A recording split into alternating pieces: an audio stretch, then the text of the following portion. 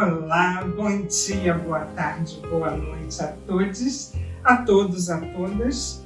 Eu sou a Sol de Paula, eu sou psicóloga por formação, escritora e poeta por inspiração. E sou autora desse livro aqui, Do Sol em Pequenas Doses. E eu quero convidar logo vocês para se inscrever aqui no canal, dar o seu like, dizer que curtiu, fazer o comentário, por favor, encaminha, compartilha com os amigos. E também dê sugestão de pauta, A ocupação afropoética ele surge também dessa minha inquietude, em estar revirando os meus baús, literalmente falando, e os meus baús internos. E também ele surgiu através de uma ação que eu provoquei através do meu perfil no Instagram. Isso foi em novembro, primeiro por ocasião do Dia da Consciência Negra, do dia 20. Eu provoquei alguns amigos, alguns artistas, para que me enviassem vídeos com seus trabalhos, falando de sua arte, falando do seu engajamento com a cultura. E aí eu pude perceber algo até que eu já sabia, que não era uma manifestação pelo dia 20 de novembro. Não era uma exposição de talentos e de obras de arte por uma semana da consciência negra.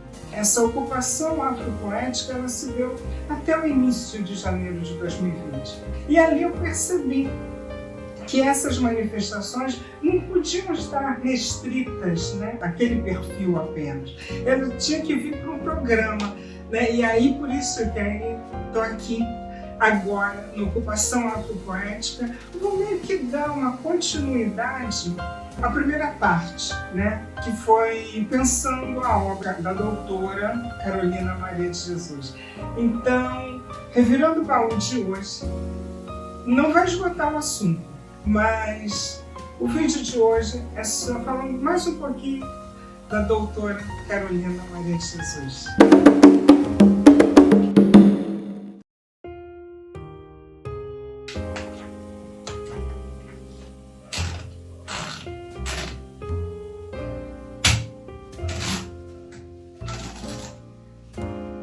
Como eu disse, falar sobre a doutora Carolina Maria de Jesus, o assunto não esgota.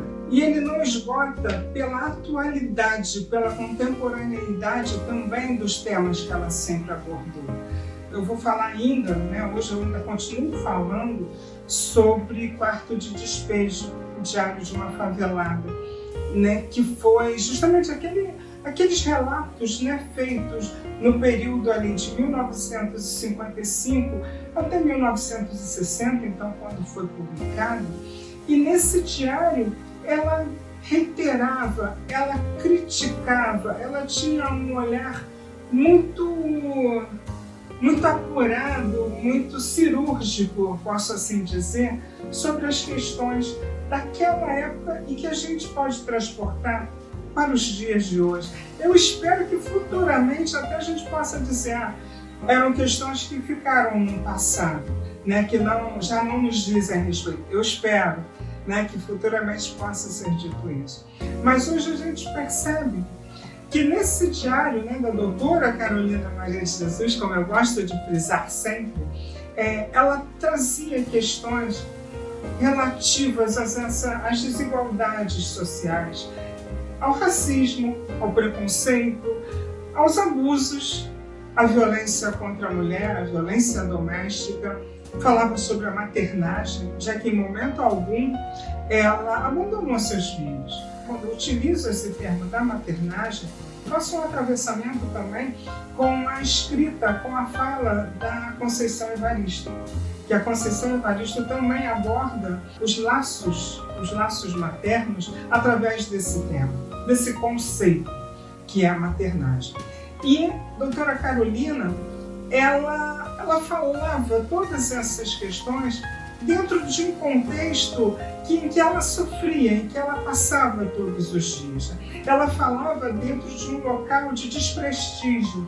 Desprestígio, quando a gente observa, por exemplo, em relatos dela, que ela dizia mesmo, nós tínhamos que sair todos os dias muito cedo para poder ir buscar água uma bica que ficava em tal lugar. E aí a gente percebe isso, desprestígio nisso, desprestígio quando ela cita também que os políticos procuravam, iam até as favelas, e até ali a favela onde ela morava, naquele período de campanha, depois abandonavam. Se a gente for associar com os dias de hoje, com as situações que passamos hoje, escreve para mim o que é de tão semelhante, né? O que há, infelizmente, de tão comum, né, a quem vive nas periferias, a quem passa por essas situações no seu dia a dia.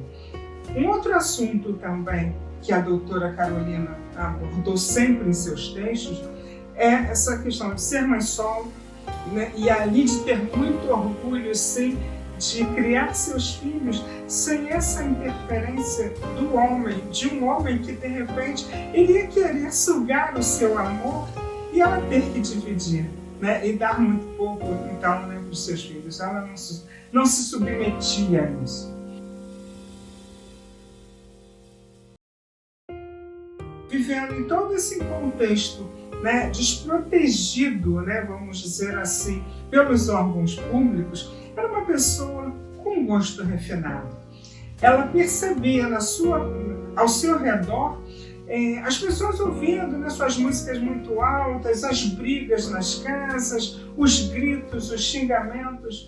E ela, dentro de sua casa, ela ouvia valsas vienenses. Uma mulher que veio lá de Sacramento, lá do interior de Minas, né, foi para a favela do Canindé e, junto com seus filhos, mesmo tendo a fome como protagonista do seu discurso, ela ouvia valsas vienenses. Sabe, que gosto requintado. Né? De onde vêm também esses gostos requintados? Né? Como a diferencia? Falar da doutora Carolina Maria de Jesus também é falar de uma elaboração linguística. O projeto literário dela nos mostra muito isso, nos aponta muito isso. Uma mulher que cursou apenas até a segunda série do antigo primário, mas que trazia na sua escrita um atravessamento entre essa linguagem mais rebuscada e também uma linguagem coloquial. No seu livro, No Quarto de Despejo, a maneira como ela falava, a maneira como ela registrava as palavras, isso foi mantido. Foi mantido essa originalidade, né? E esse atravessamento que ela fazia entre uma linguagem mais coloquial e entre também o erudito. Isso é um projeto da doutora Carolina Maria de Jesus. E aí vocês percebem a riqueza? Sabe, você percebe a grandeza disso? Que a gente não precisa estar falando o tempo todo daquela mulher que ela falava realmente sobre a fome, né? Mas ela trazia isso com tanta força, com uma grandeza tão grande, que aí é que eu faço isso, eu bato palmas, sabe? E busco sempre inspiração nela, né? Nas palavras dela. E aí eu aproveito e vou ler. Em 13 de maio de 1958.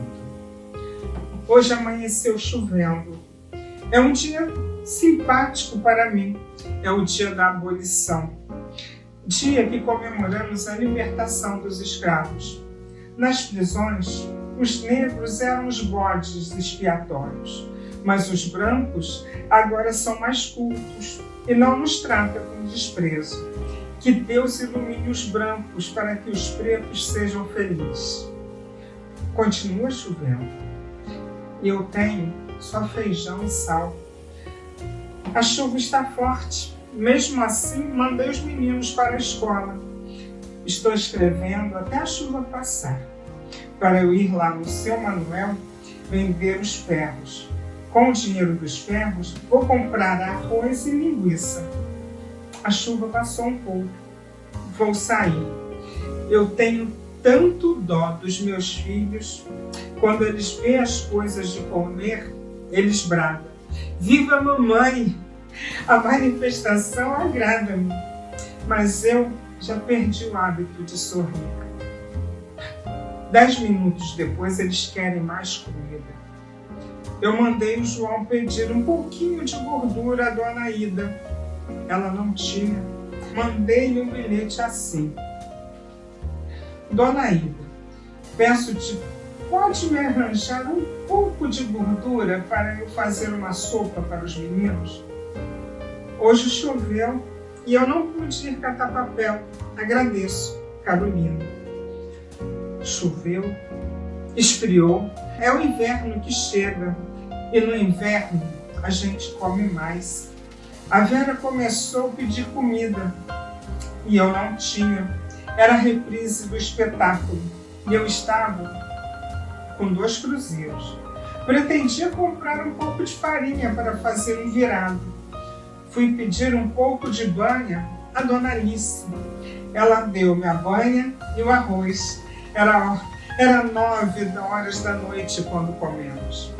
E assim, no dia 13 de maio de 1958, eu lutava contra a escravatura atual, a fome. Então o que ela traz é isso, né?